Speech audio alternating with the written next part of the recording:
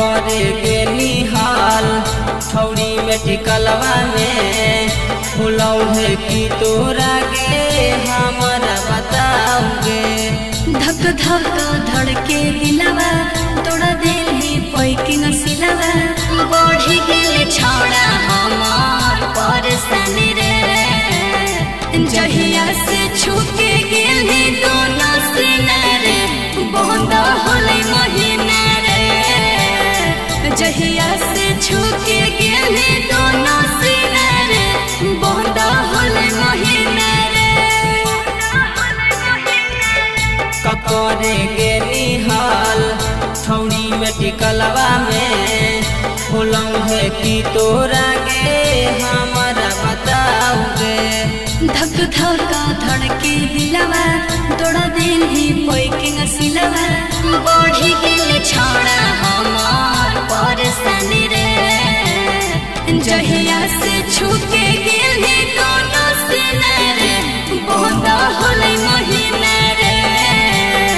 जहिया से छुके गेले दोनों सीना रे बंद होले महीना रे जहिया से छुके गेले दोनों सीना रे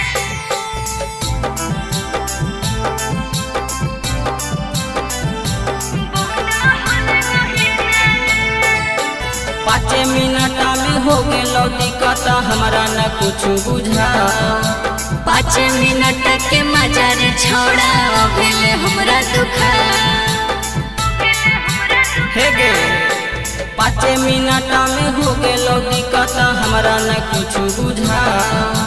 5 मिनट के मजा रे छोड़ा भेले हमरा दुखा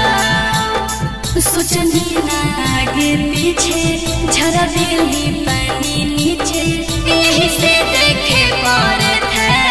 ऐसन दिन रे जहिया से छुके गेली दोनों सीना रे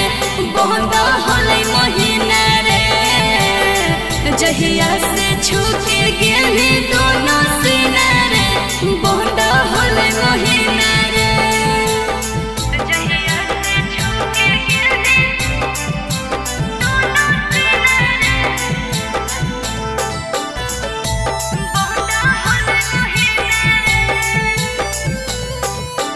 कैसे अब होते के जानू हमन के मुलाकात लागा हो कई डर रे छोड़ा कापा हो कई ए जान कैसे अब होते के जानू हमन के मुलाकात